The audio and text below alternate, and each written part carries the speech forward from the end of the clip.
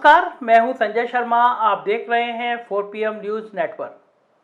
कल सुबह मेरे घर आए एक मित्र, सरकार में बहुत अच्छा दबदबा रखते हैं, खुद को मुख्यमंत्री जी के करीबी होने का दावा करते हैं, पत्रकार हैं।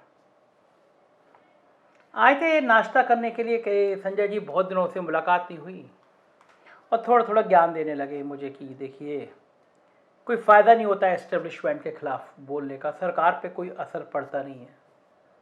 मित्र थे, मैं उनकी बात सुनता रहा।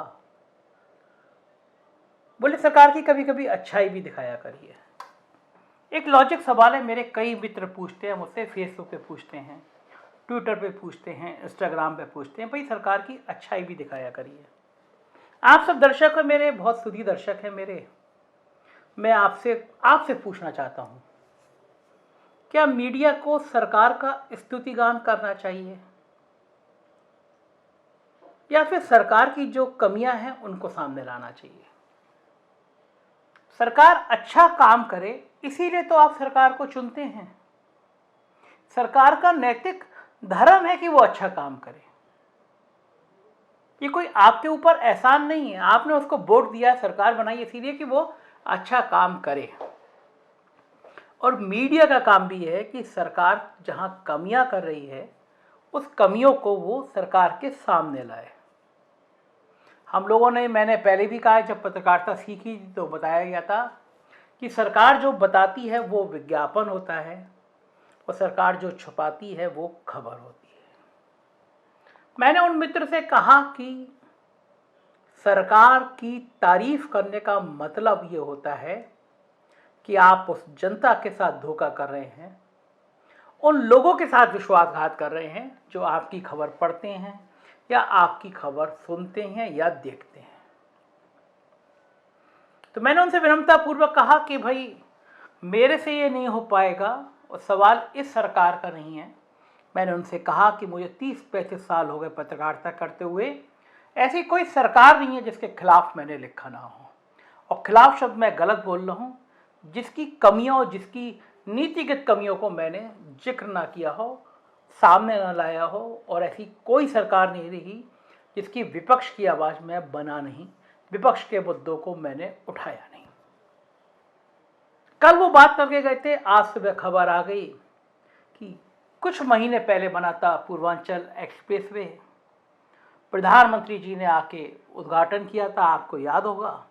बड़ा सा हवाई जहाज उतरा था, लंबे लंबे वादे किए गए थे और कहा गया था ये तस्वीर बदल देगा। मैंने पहले के भी वीडियो में आपको डिटेल मिल जाएगी, मैंने बताया था कि किस तरह पूर्वांचल एक्सप्रेसवे में भ्रष्टाचार का तांडव हुआ है।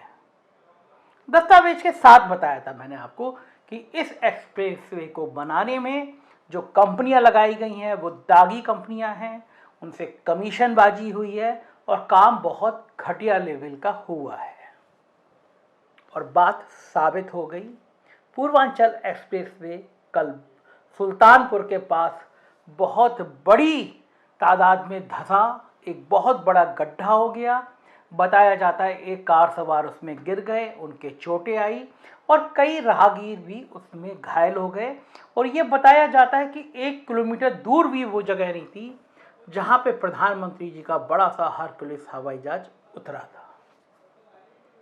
प्लान था कि ये जो रनवे बनाया जा रहा है, जो पट्टी बनाई जा रही है, एयर पट्टी, दावा किया गया था इमरजेंसी में यहाँ पे वायुसेना के जहाज लैंड करेंगे, इसके लिए एक्सप्रेसवे बना है। और करोड़ों रुपए के विज्ञापन दिए गए थे मीडिया को, और मीडिया ने जय जयकारा लगाने में कोई कसर नहीं छोड़ी थी।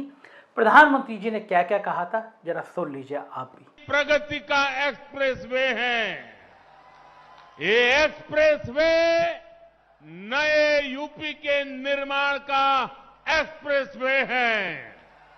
ये एक्सप्रेसवे यूपी की मजबूत होती अर्थव्यवस्था का एक्सप्रेसवे है।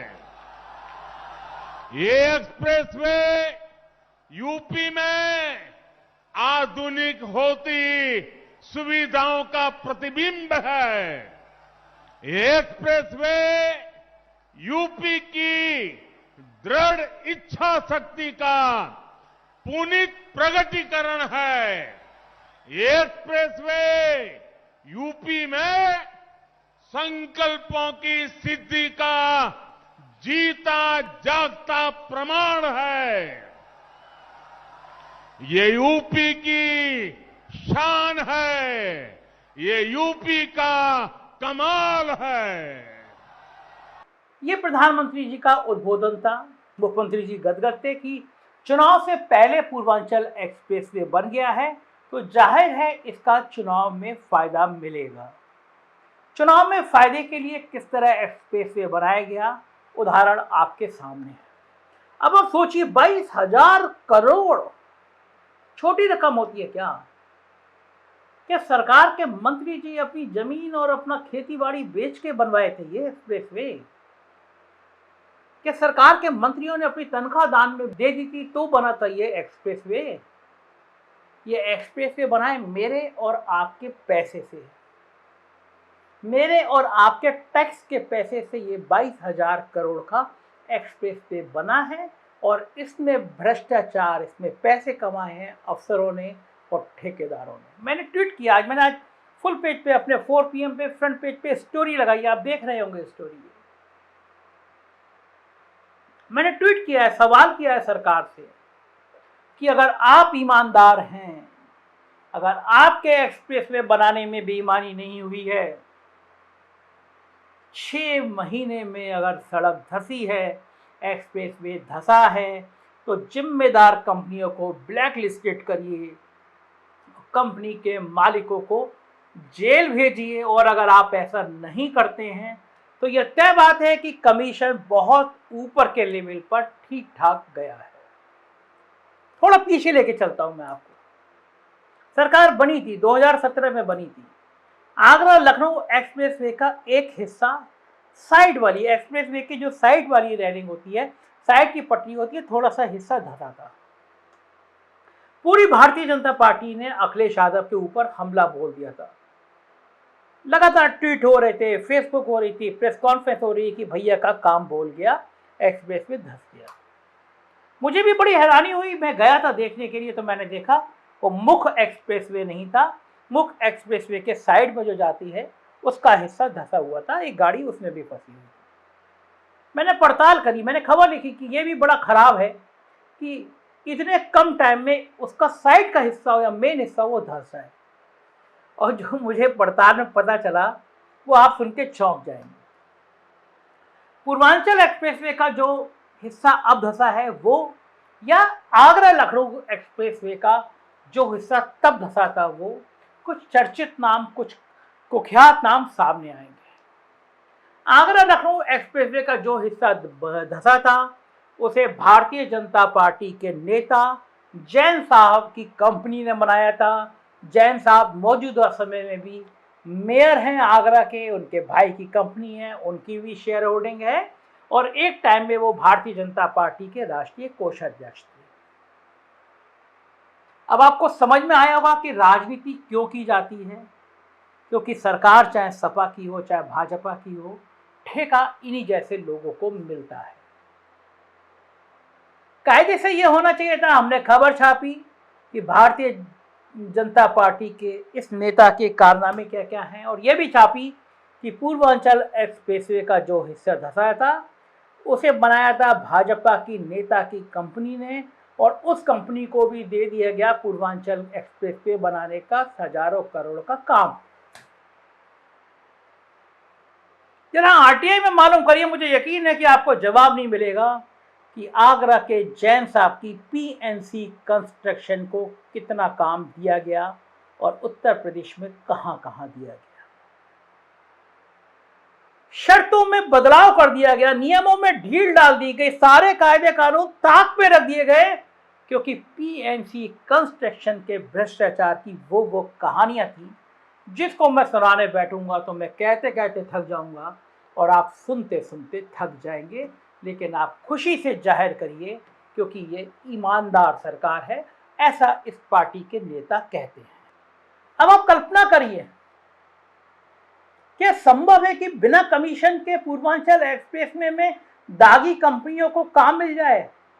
काम खत्म ना हो उससे पहले कंपनियां भाग जाएं, कंपनियों का अता पता ना हो, एक्सप्रेस में धंस जाए। कभी आपने पूरे देश में ऐसा एक्सप्रेस में सुना कि जिसका 1 साल पूरा नहीं हुआ वो धंस गया?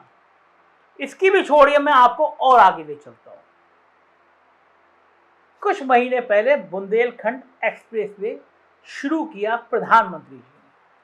कई बार तारीखें टली बदली, फिर प्रधानमंत्री जी आए बुंदेलखंड एक्सप्रेस में और कहा कि ये एक्सप्रेसवे इतिहास बदल देगा, बुंदेलखंड का विकास का चक्र घुमा देगा, बुंदेलखंड में बढ़िया बढ़िया बातें। एक्सप्रेसवे यहां सिर्फ वाहनों को गति देगा इतना ही नहीं है, बल्कि ये पूरे बुंदेलखंड की औद्योगिक प्रगति को भी गति देने वाला है। इसके दोनों तरफ, इस एक्सप्रेस हाईवे के दोनों तरफ अनेक उद्योग स्थापित होने वाले हैं। यहां भंडारण की सुविधाएं, कोल्ड स्टोरेज की सुविधाएं बनने वाली है।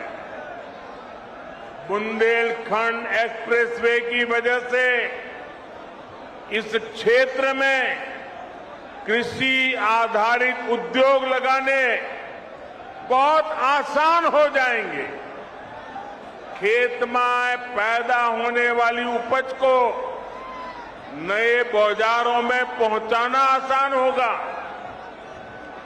बुंदेलखंड में बन रहे डिफेंस कॉरिडोर को भी इससे बहुत मदद मिलेगी।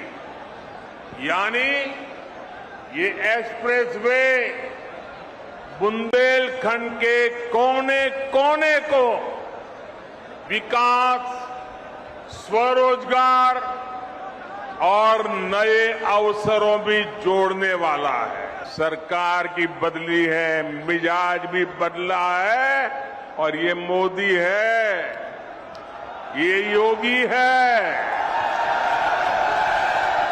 बातें हैं, बातों का क्या।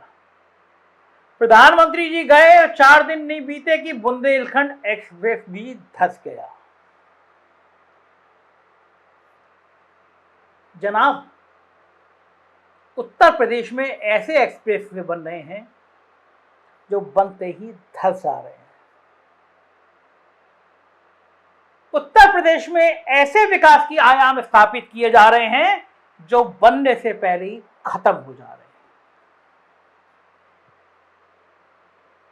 मगर आप दुखी मत होइए, आपके दुख का कारण भी नहीं है। अयोध्या में दिए जलाने का रिकॉर्ड कायम होने जा रहा है। अयोध्या में रिकॉर्ड दिए जलाएंगे, Guinness book of the world में नाम आएगा कि अयोध्या में हमने इतने दिए जला दिए। तो आप खुश हो जाइए, क्योंकि आपके दियों की कीमत एक्सप्रेसवे के धंसने से निकाली जा रही है। एक्सप्रेसवे धंस जाएं, सड़कें टूट जाएं, भ्रष्टाचार का तांडव हो जाए, आप खुश रहिए, क्योंकि एक समुदाय ठीक किया जा रहा है। यही मूल मंत्र है जो आपको आवाज नहीं निकालने देता। यही वो मूल मंत्र है जो आपकी आंखों पर पट्टी बांधे हुआ है। वरना संभव नहीं है कि इस प्रदेश से आवाज ना उठे कि जिन्होंने भ्रष्टाचार किया है उन अफसरों को, उन ठेकेदारों को ब्लैक लिस्टेड करके जेल भेजो। ट्वीट कर रहे हैं लोग, संजय सिंह ने ट्वीट किया, कांग्रेस ने ट्वीट किया, तमाम लोग ट्वीट कर रहे हैं। मगर क्या ट्विटर से सरकार पर असर पड़ता है? क्या इन भ्रष्टाचारी तंत्र पर असर पड़ता है? पूरी सरकार अयोध्या में हो जाती है। कुछ दिनों पहले अयोध्या में एक चौक का उद्घाटन होता है लता मंगेशकर के नाम पर, और प्रधानमंत्री जी देश को, राष्ट्र को संबोधित करने बैठ जाते हैं। अयोध्या का एक चौक इतना मशहूर हो जाता है क्योंकि उस दिन रुपया गिरावट के गोते लगा रहा होता है, गिर रहा होता है रुपया। रुपये के गिरने पे टीवी चैनलों पे चर्चा होनी चाहिए, और चर्चा ना हो इसके लिए प्रधानमंत्री जी एक चौराहे के नामकरण के लिए राष्ट्र को संबोधित करने चले जाते हैं। तो आइए जरा मैं आपको अयोध्या के भी नजारे करा दिखा दूं। देख रहे हैं ना आप इन दृश्यों में ये भगवान राम की नगरी अयोध्या है, जहाँ पे सरकार हजारों लाखों करोड़ रुपया खर्च करके इसके विकास का दावा कर रही है। ये जो बिल्डिंग आप मेरे साइड में देख रहे हैं पानी में डूबी हुई, ये अंतरराष्ट्रीय राम कथा संग्रहालय है और शायद इसको पानी में इसलिए डूबे जाने दिया जा रहा है क्योंकि इस राम कथा संग्रहालय का भवन का निर्माण मेरी जानकारी के मुताबिक अखिलेश सरकार ने कराया। अब अखिलेश यादव अगर राम कथा संग्रहालय बनाएंगे तो भला मौजूदा सरकार उसको क्यों ठीक करेगी। लिहाजा आज अंतरराष्ट्रीय राम कथा संग्रहालय में बिल्डिंग का क्या हाल है आप खुद देख लीजिए। जरा सी बारिश में पानी अंदर बह रहा है। ये भगवान राम की नगरी अयोध्या है, जहां पे लाखों करोड़ रुपए खर्च किए गए। अयोध्या में जमीनों का कितना बड़ा खेल हुआ है आपको भी पता है।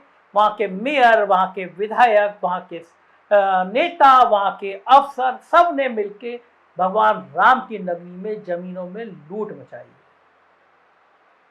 आज मुझे किसी ने बताया कि कोई एजुकेशन विभाग में एक जॉइंट सेक्रेटरी साहब हैं, उनकी पत्नी भारतीय जनता पार्टी की नेता हैं और उन्होंने अयोध्या में 100 करोड़ रुपए से ज्यादा का होटल बनाया है। फिर रिपीट कर रहा हूं, मुझे आज जानकारी मिली है कि एजुकेशन डिपार्टमेंट में कोई जॉइंट सेक्रेटरी या इसके समकक्ष पद पर कोई सज्जन है, उनकी पत्नी भारतीय जनता पार्टी की नेता है और उन्होंने अयोध्या में 100 करोड़ से ज़्यादा की कीमत का होटल बनाया है। मैंने उन साहब से कहा है इसके कागज़ मुझे भेजिए। मुझे नहीं पता कि ईडी और सीबीआई को ये कागज़, ये प्रॉपर्टियां क्यों नहीं दिखती।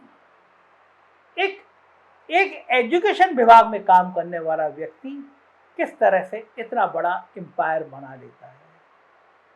वो इसलिए बना लेता है क्योंकि इसी तरह एम्पायर कर बनाने वाले लोग कंपनियां बनाते हैं, एक्सप्रेस वे बनाते हैं और एक्सप्रेस वे टूट जाते हैं, धंस जाते हैं। यह आपका दुर्भाग्य है और ये इस देश का दुर्भाग्य है कि इस एक्सप्रेस वे के धंसने के बाद प्रदेश में क्रांति नहीं होती, अफसर जेल नहीं जाते, सिस्टम अपनी तरह काम करता रहता है। भूल जाएंगे आप, नारे लगेंगे, मुट्ठियां तनेंगी, कुछ लोगों को ठीक करने की बात होगी, इनकलाब की बात होगी और कहा जाएगा कि हिंदू राष्ट्र बनाने का समय आ गया। तो छोड़िए एक्सप्रेसवे की बातें, मगर आप देखते रहिए 4 PM, क्योंकि हम आपकी आंखें खोलते रहेंगे और इस भ्रष्टाचार को जगाते रहेंगे। उत्तर प्रदेश की खबरें देखनी हो तो हमारा दूसरा चैनल 4 PM यूपी और बिहार की खबरें देखनी हो तो 4 PM बिहार को सब्सक्राइब करिए। शुक्रिया, थैंक यू।